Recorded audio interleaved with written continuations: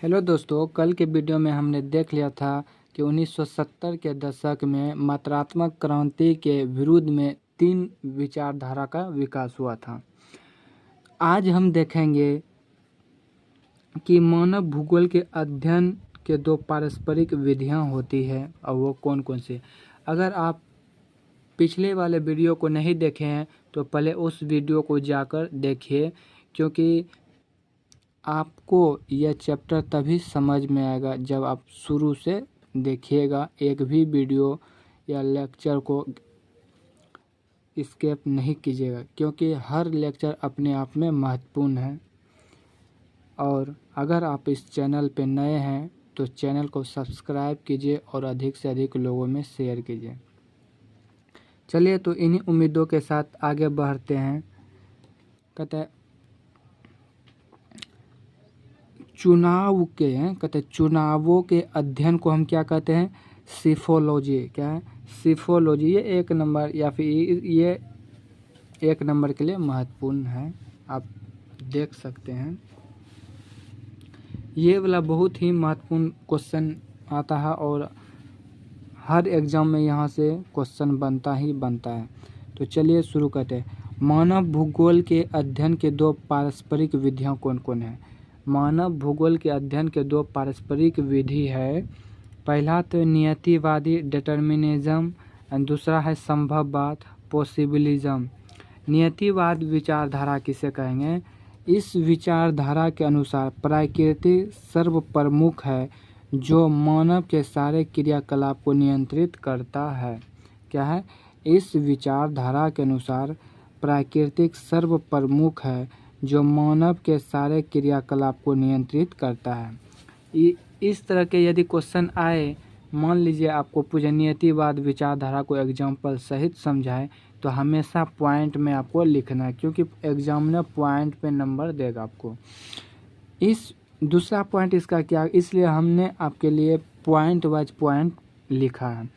इस विचारधारा के अनुसार विभिन्न सामाजिक समूह, समाज अथवा देश का इतिहास, सांस्कृतिक विकास की अवस्था आदि सभी पर्यावरण के भौतिक कारकों द्वारा नियंत्रित होती है।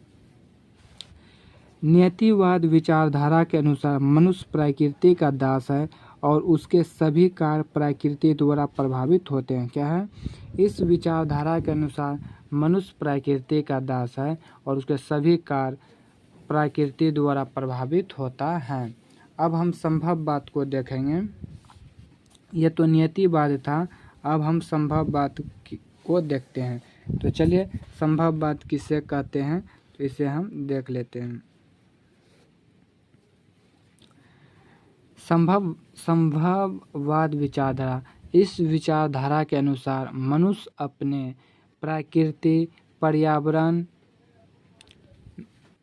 पर्यावरण में परिवर्तन करने में समर्थ हैं तथा वह प्रकृति में उपलब्ध अनेक संभावनाओं को इच्छा अनुसार अपने लाभ के लिए उपयोग कर सकते हैं। ठीक है, आगे हम देखते हैं। संभववाद में प्रकृति की तुलना में मनुष्य को महत्वपूर्ण स्थान है। इसके अनुसार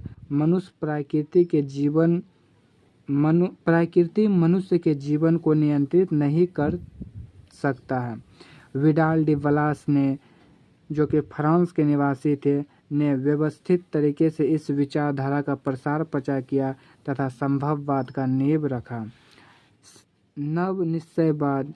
क्या है? कहते हैं नव निश्चयवाद किसे कहते हैं? ये तो बहुत ही महत्वपूर्ण क्वेश्चन है 3 नंबर के लिए। कहते हैं नव निश्चयवाद सिद्धांत को ग्रिफिथ टेलर ने दिया था, जो कि एक अमेरिकी नागरिक था। क्या है? नव निश्चयवाद को ग्रिफिथ टेलर ने दिया था, जो एक अमेरिकी नागरिक था। कहते हैं ग्रिफिथ टेलर के अनुसार यह निश्चयवाद और संभववाद के मध्यम मार्ग है। क्या है? ग्रिफिथ टेलर के अनुसार यह नव निश्चयवाद सिद्धांत निश्चयवाद और संभववाद के बीच के मध्यम मार्ग है। ग्रिफिथ टेलर ने कहा, मनुष्य न तो प्रकृति का दास है और न ही उसका स्वामी है, यह एक सकारात्मक संतुलन कायम करता है। कहता नव निश्चयवाद को रुको और जाओ विचारधारा भी कहते हैं। क्या है? रुको और जाओ विचारधारा भी कहते हैं। इसका 5वां पॉइंट को हम देखते हैं, प्रकृति के नियमों का अनुपालन या पालन करके हम प्रकृति पर विजय प्राप्त कर सकते हैं। उदाहरण के लिए क्या है, उदाहरण के लिए पीली बत्ती लाल और हरी बत्तियों के बीच रुक कर तैयार रहने की अंतराल प्रदान करता है। तो यहाँ तक आपको समझ में आ गया।